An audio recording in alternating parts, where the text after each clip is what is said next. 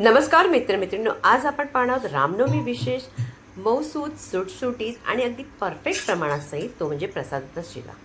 ज्यांना येत नसेल ना ते सुद्धा बनवू शकेल अशा पद्धतीने बनवला गेला आहे.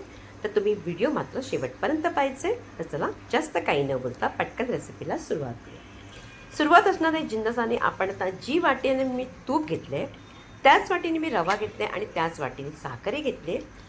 प्रमाण असं असणार आहे की 1 वाटी रवा तर 1 वाटी साखर तर 1 वाटीच आपलं असणार आहे तूप.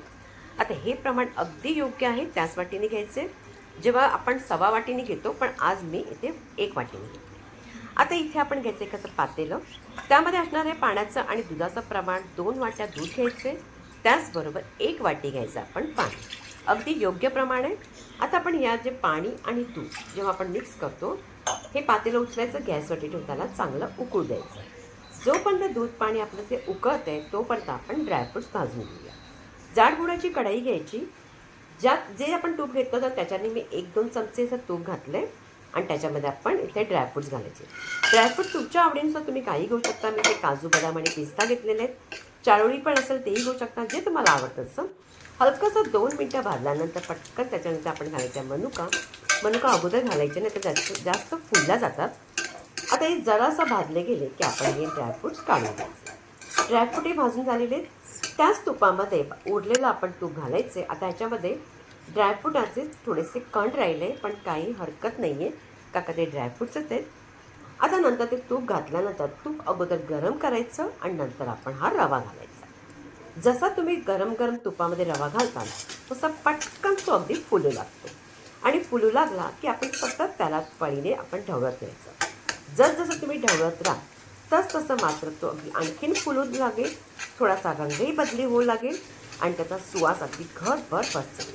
अगदी जेमतेम तुम्हाला इतक्या म्हणजे आपण ज्या वाटीने मी घेतले ना तरी 10 मिनटं लागतील. जर जास्त तुमचा रवा असेल तर थोडासा वेळ जास्त लागेल.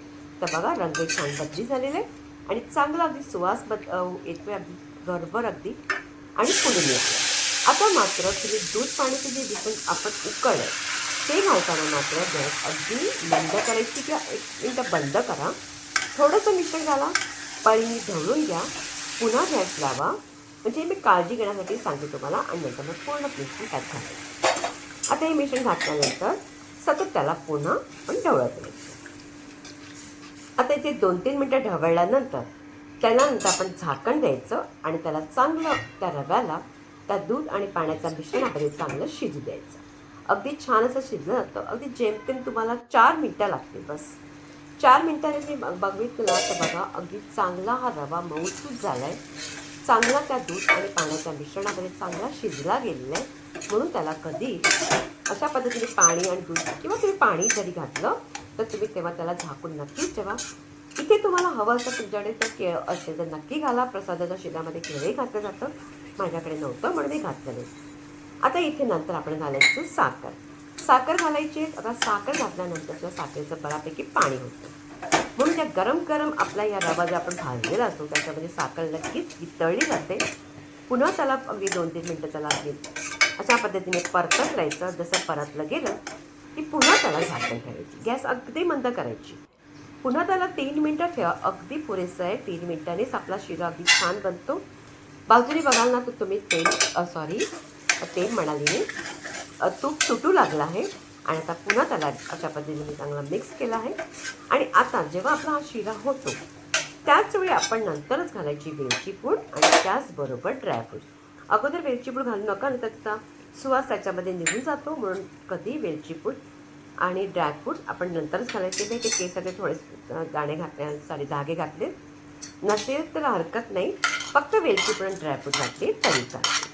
ड्रायफ्रूट घातल्यानंतर आपण पुन्हा त्याला सगळं मिश्रण मिक्स होण्यासाठी म्हणजे आपण जे वेलची पूड ड्रायफ्रूट्स घातले सगळे त्या शिऱ्यामध्ये अगदी चांगले सतत ढवळायचे म्हणजे मिक्स होतील.